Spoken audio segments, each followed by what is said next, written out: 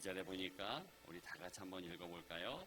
그가 내게 묻되 내가 무엇을 보느냐? 내가 대답하되 내가 보니 순금 등잔대가 있는데 그 위에는 기름 그릇이 있고 또 그 기름 그릇 위에 7 등잔이 있으며 그 기름 그릇 위에 있는 등잔을 위해서 7 관이 있고. 아멘. 지금 5번째 환상을 보고 있는 겁니다. 한날에 이 스가랴가 8가지 환상을 갑자기 보게 되었습니다. 그 가운데 5번째 환상인데 어제 환상과 이렇게 짝을 이루는 것이죠. 2절 읽은 대로 순금 등잔대를 보았다. 이게 핵심이에요. 자, 순금 등잔대. 제가 코로나 전에 2주간 예루살렘에서 나름 연구를 했습니다. 다른 것 보지 않고 올드시티 그 안에 있는 과거 예루살렘 성전 내에 있는 그런 건축물들 또 구조물들 이렇게 살피고, 또 한 가지는 이제 유대인들이 사는 정착민이 있습니다. 예루살렘에는 여러 유형의 사람들, 아랍 민족, 유대 민족, 또 캐톨릭, 개신교 이렇게 많은 이들이 종교도 다르고, 그리고 민족도 다르고, 민족성도 다르고, 그런 이들이 같이 살아요. 그래서 랍비들이 주로 살고 있는 유대인 정착 지역을 살폈습니다. 근데 특징이 뭐냐면 어디 가나 메노라라는 바로 이 등잔대 있죠? 그게 있었습니다.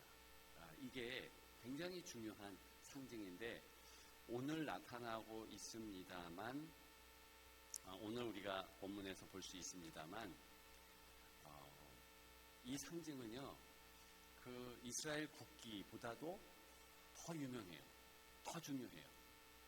국장이라고 하는 이스라엘 국가를 나타내는, 유대인들의 정체성을 나타내는 조형물, 상징물은 무조건 이 메노라라는 요 등잔대가 있게 되어 있습니다. 그래서 이 랍비들이 있는 지역, 그러니까 회당이죠. 그리고 정착민 사는 마을, 그리고 이스라엘의 웬만한 지역에 다 가면은 이걸 쉽게 볼 수 있습니다. 근데 이 메노라도 2가지 종류가 있어요. 가지가 9개가 있는 게 있고 7개가 있는데 오늘 본문은 7개잖아요. 그죠?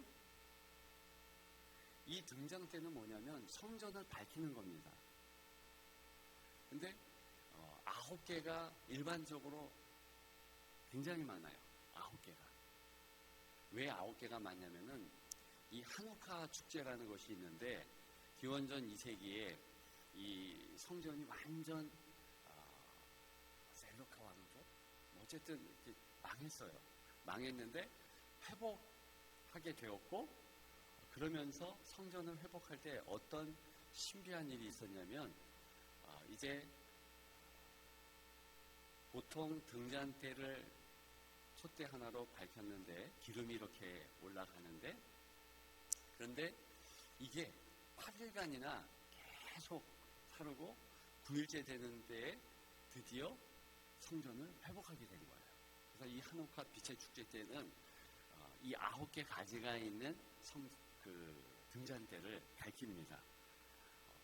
각 개인의 가정에도 이거를 사서 밝히고,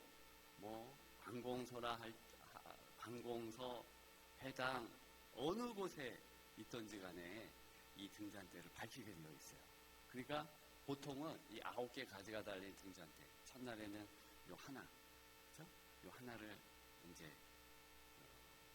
원래는 촛대 꽂는 것이 아닌데 촛대를 꽂고, 그 다음에 이 요 초를 이제 나머지 하나하나 이렇게 밝혀요. 하나하나 밝혀가지고 9개가 딱 되는 그날에 찬양을 하고 여호와께 영광을 돌린다. 이 축제가 하누카 축제예요. 그렇기 때문에 지금 이스라엘에 보통 볼 수 있는 게 이제 9개 가지 있는 거. 오늘 본문에 나오는 7개 가지 있는 메노라를 살 수 있으려면 발품 팔아야 돼요. 여러 군데 돌아다녀가지고 사야 되는 거예요. 그래서 목사님들 가운데는 요 7가지 있는 여기 나오는 순금 등잔대 사기 위해서, 진짜 순금은 아니고 이렇게 땡기치라는 거 있죠? 그거라도 살려고 이렇게 많이 돌아다니고, 좀 성지순례 가시는 분들, 조금 아시는 분들은 그 순금 등잔대를 살려고 이렇게 좀 매의 눈으로 봅니다. 다른 것보다도 그게 기념이 되니까. 자, 이런 순금 등잔대가 이렇게 나오고 있습니다. 2절에 다시 한번 보게 되면 순금 등잔대가 있는데 특별한 모양이에요. 그 위에는 기름 그릇이 있고 7가지의 기름 그릇이 쭉 있는 거예요. 그렇죠? 또 그 기름 그릇 위에 7 등잔이 있으며, 7 등잔이 있다고 했습니다. 그 기름 그릇 위에 있는 등잔을 위해서 7 관이 있고, 여러분 여기 왜 특별하냐면 보통 메노라라는 성전 등잔대는요, 이렇게 가지가 그런 식으로 7개 이렇게 있는 겁니다. 보셨죠? 등잔대인데 7가지가 있고, 거기에 이제 기름을 넣고 심지가 있으므로 불을 필 수 있는 거예요. 그런데 한 가지에 7개의 관이 있는 거예요. 희한하죠? 그 위에서 뭐랑 연결됐냐면 감람나무와 연결되어 있대요. 2 감람나무. 감람나무는 올리브 나무입니다. 올리브 기름이 나오는데 즉박 나오는 거예요. 이렇게 생각하면 됩니다. 우리 차에 기름관이 있어요. 기름관이 있는데 저 주유소에 그것과 연결되어 있어요. 근데 차는 움직이면 이게 뽑아지지만 등잔대는 뽑아지지 않죠? 고정되어 있으니까. 그와 같이 생각하면 됩니다. 그러니까 계속 주유소에서 주유가 들어오는 차, 그 차는 굳이 주유할 필요 없잖아요. 계속 공급이 되는 거 아닙니까? 지금 그와 같은 거예요. 지금 제사장이 등잔대에 등잔불을 주야로 살피고 뭔가 불이 이상하면 빨리 조치를 취하는데, 그런 제사장이 필요 없어요. 자동으로 오토매틱하게 이제 주유가 되는 것이고, 그래서 불을 환하게 계속 밝히는 것입니다. 얼마나 귀해요? 3절 같이 있습니다. 한 번 더 확인합니다. 그 등잔대 곁에 2 감람나무가 있는데 하나는 그 기름 그릇 오른쪽에 있고 하나는 그 왼쪽에 있나이다 하고. 아멘. 자, 잘 봐보세요. 요한계시록 11장에 보면 2 감람나무가 납니다. 2 촛대가 나오고요. 어디에 있는 것을 본 겁니까? 바로 여기 스가랴서에 있는 것을 본 거예요. 그렇죠? 그렇기 때문에 구약의 요한계시록을 이 스가랴라고 말하고 있는 것입니다. 스가랴서에 나오는 이 이미지들이요, 그대로 요한계시록에 나오고 있어요. 직간접적으로 30여 차례가 나와요. 그래서 이 스가랴서를 모르면 요한계시록을 알 수 없고, 이 스가랴서를 알면 요한계시록을 정확하게 풀 수 있는 겁니다. 2 감람나무가 무슨 이만이라든가 또 뭐 문성명, 박태선 이런 인간들을 얘기하는 게 아니에요. 지금 끝에까지 보면 2 보혜사가 있어요. 2 보혜사. 성경에는 그 2 보혜사에 대해서 계속 얘기합니다. 한 보혜사는 메시아 예수 그리스도. 예수님이 내가 보혜사다 그래서. 보혜사는 헬퍼라는 뜻이에요. 돕는 자. 세상 끝날까지 내가 너희와 함께 하리라 말씀하셨죠? 예, 그 보혜사. 그리고 예수님이 부활하시고 승천하시면서 뭐라고 약속을 하셨습니까? 또 다른 보혜사를 너희에게 보낸다. 그 보혜사를 통해서 내가 너희와 항상 함께함을 알게 된다. 바로 그 보혜사가 성령입니다. 그러니까 이 2 보혜사가 영원히 하늘에서 우리에게 영적 공급원이 되시고 우리가 성령 충만함으로 예수 그리스도 내 주인이시다 이렇게 고백할 수 있고요. 그리고 하늘과 이 땅이 이게 개별 공간이 아니고 영적으로 완전히 연결되어서 언제나 그리스도께서 함께 하시고 성령의 운행하심을 깨닫게 하는 그런 영적 하나됨의 은혜를 주신다.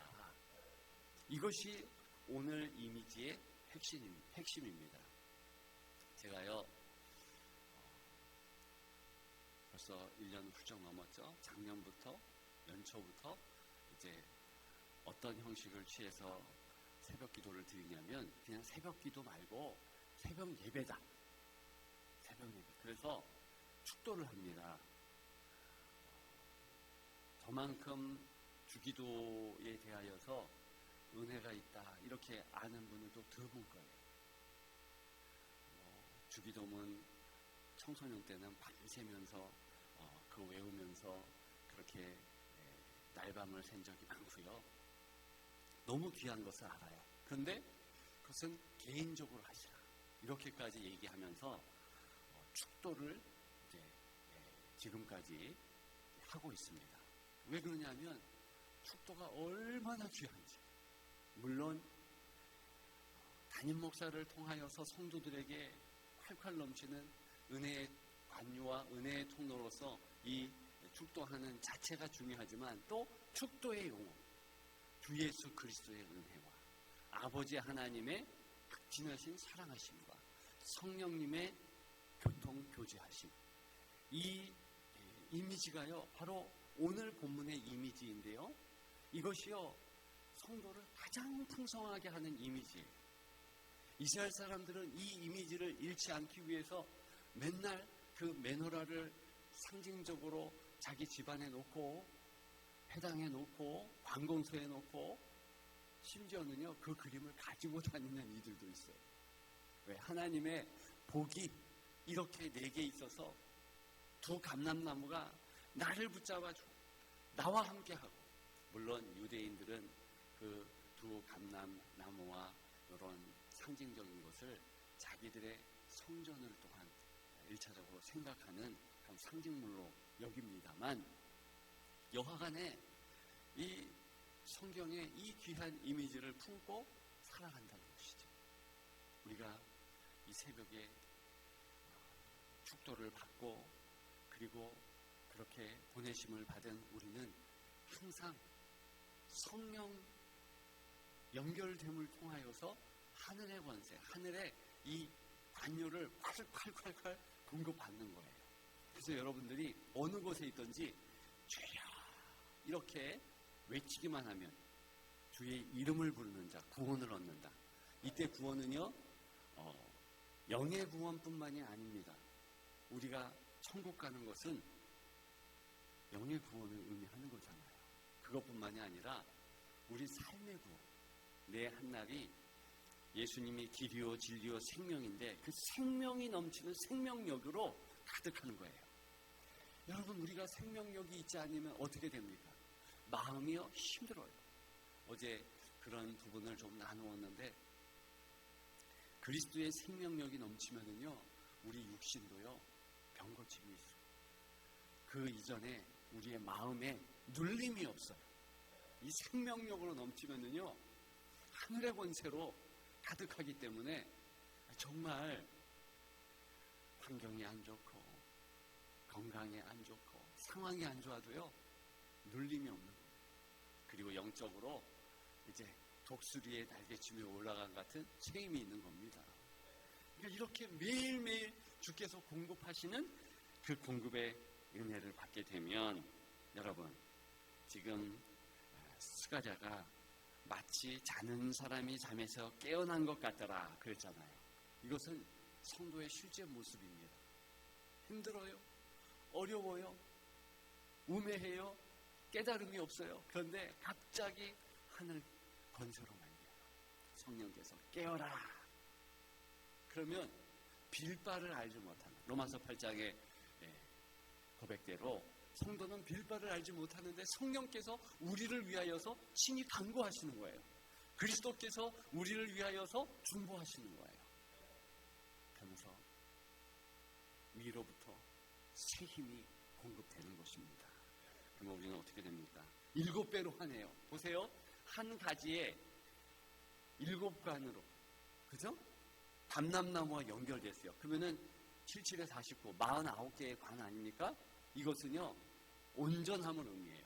자, 이게 요한계시록에 나와서 7 환난이 있고, 7 등잔, 7 뭡니까? 이 그릇, 이 그릇에 환난이 있고, 777에 환난이 있어도 아무 걱정이 없는 거예요. 이것이 77에 49, 49개가 막 있으니까 군대 가서도 승리할 수 있고, 어느 지역에 가서도 승리할 수 있는 것입니다. 이것을 꼭 기억하시면서 8절과 9절과 10절에 보면 특별히 그리스도께서 또 성령께서 모든 일들을 마치게 하시는데, 시작게 하시고 과정에도 힘주시고 능력으로 함께 해주시는데, 10절에 보면 작은 일의 날이라고 멸시하는 자가 누구냐? 세상 사람들과 성령 충만하지 않은 일들은 하나님이 하시는 일들을 작은 일이라고 봐요. 스룹바벨이 하는 일, 보잘것없는 일이었어요. 아무도 주목하지 않아요. 우리의 일도 마찬가지입니다. 누가 우리의 하루를 주목합니까?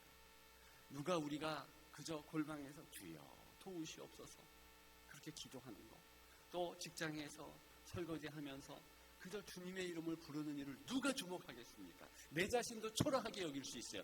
그런데 하나님이 그것을 통하여서 놀라운 일을 행하십니다. 이 말씀이에요. 작은 일의 날이라고 멸시하는 자가 누구냐? 내가 반드시 너를 통하여서 역사하리라. 그러면서 은혜를 콸콸 넘치게 하시는 줄 믿습니다. 오늘 한 날도 그런 하나님의 은혜가 여러분들에게 있는 줄 믿습니다. 그것을 믿고 오늘 한 날 승리하십시다. 감사가 넘치고 은혜가 넘치는 이 한 날이 될 줄 믿습니다. 그러면 여러분들의 귀한 날, 복의 날 더욱 되기를 주님의 이름으로 축복합니다.